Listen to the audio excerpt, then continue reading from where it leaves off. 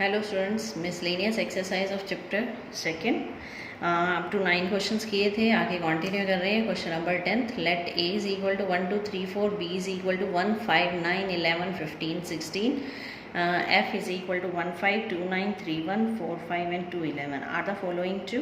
आपको set A दे रखा है, सेट बी दे रखा है और एक फंक्शन में एलिमेंट्स दे रखे हैं। ये फंक्शन है आपका, आपको ये चेक करना है F is a relation from A to B. First part में ये चेक करना है क्या एफ रिलेशन है from A to B. Second में F is a function from A to B, F A to B function है या नहीं। Justify your answer in each case, justification is also given, you have to give. तो 10th question है आपके पास, ए set दे रखा है 1 2 3 4, बी सेट ये दे रखा है, फंक्शन ये है। फर्स्ट चेक कर रही है F is a relation from A to B. तो रिलेशन की जो डेफिनेशन हमने की थी तो वो क्या की थी, relation is subset of A cross B. कोई भी सेट रिलेशन का जो डेफिनेशन थी वो क्या थी, R is subset of A cross B. तो अब हम ए क्रॉस बी निकालेंगे और चेक करेंगे जो आपका एफ दे रखा है क्या वो ए क्रॉस बी का सबसेट है। तो ए क्रॉस बी कैसे निकालेंगे, पहला एलिमेंट 1 ए से और फिर बी से 1, और यहाँ क्या है ये सारे एलिमेंट। तो 1 का रिलेशन 1 1 1 5 1 9 1 11 1 15 1 16। फिर इसी तरह 2 पिक करेंगे, 2 1 2 5 2 9 2 11 2 15 2 16। इसी तरह 3 और 4 से कनेक्ट हो जाएंगे। ये तो थी कंप्लीट ए क्रॉस बी। अब यहाँ पर क्या है आपका जो एफ सेट दे रखा है 1 5 है इसमें। नेक्स्ट है 2 9 2 9, next 3 1 is also there, 4 5 and 2 11 is also there. So f is subset of a cross b, so f is a relation from a to b. Relation की यही डेफिनेशन होती है कि a क्रॉस b का subset होना चाहिए। यहाँ a cross b आप ज़रूरी नहीं है किस तरह से शो करेंगे, डायरेक्ट भी लिख सकते हैं।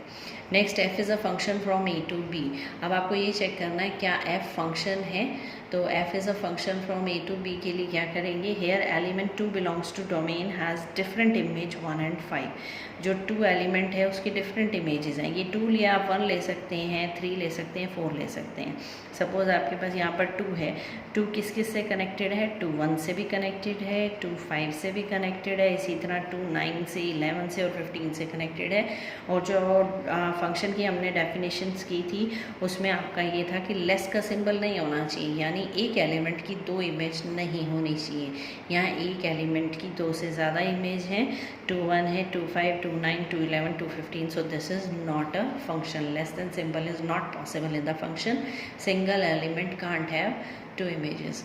तो 2 belongs to domain has different images, so it is not a function, तो ये फंक्शन नहीं बनेगा। नेक्स्ट है आपका question number 11, let F be the subset of Z cross Z. Z क्या है, यहाँ पर इंटीजर्स का सेट होता है जेड। तो जेड क्रॉस जेड का मतलब क्रॉस प्रोडक्ट दे रखी है, यानी एलिमेंट आपके ऑर्डर्ड पेयर में आएंगे। और सबसेट है एफ क्या दे रखा है, एफ डिफाइन कर दिया उसने। पहला एलिमेंट है प्रोडक्ट ऑफ 2 एलिमेंट्स और सेकंड एलिमेंट कैसे आएगा, सम ऑफ दीज 2। पहले में प्रोडक्ट करनी है, सेकंड में सम करना है। ए और बी इंटीजर्स हैं। Is F a function from Z to Z, justify your answer.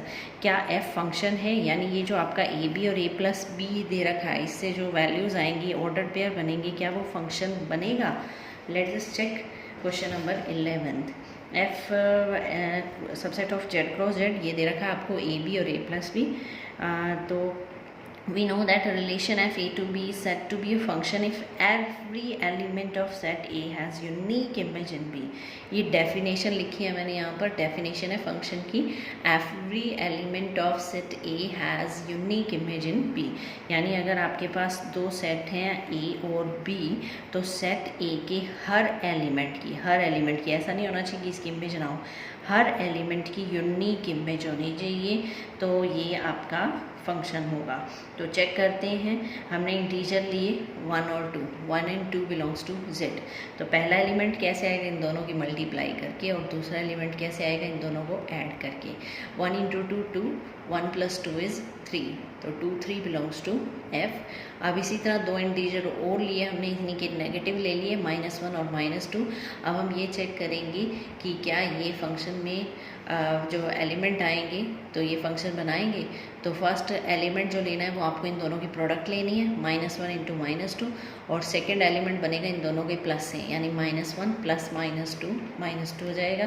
तो ये बन गया -+2, ये बन गया -1 -2 -3, यानी जो 2 एलिमेंट है उसकी 2 इमेज आ रही हैं, 3b और -3b।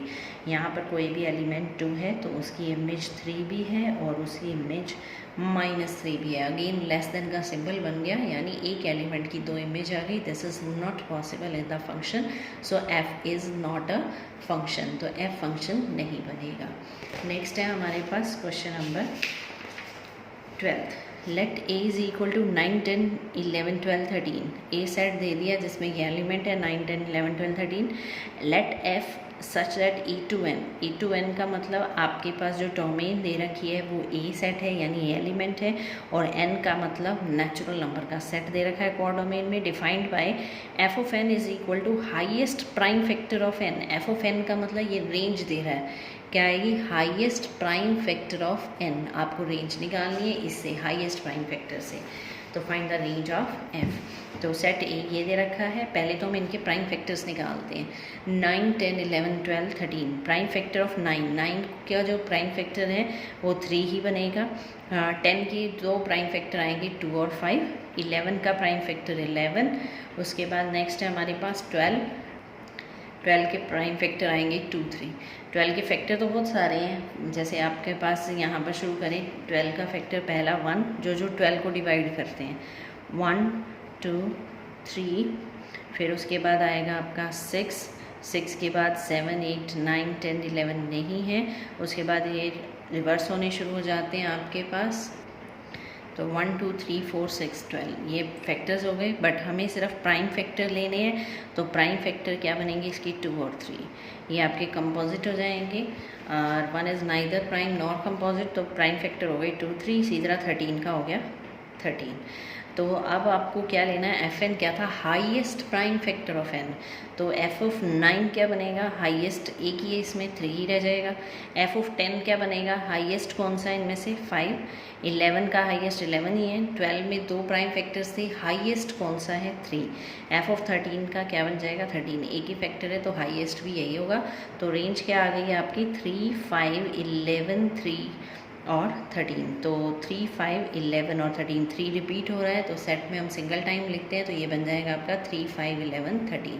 तो रेंज ऑफ एफ क्या आ जाएगी, 3, 5, 11, 13। ये थी miscellaneous exercise of chapter 2 complete हो गई है आपकी। Thank you.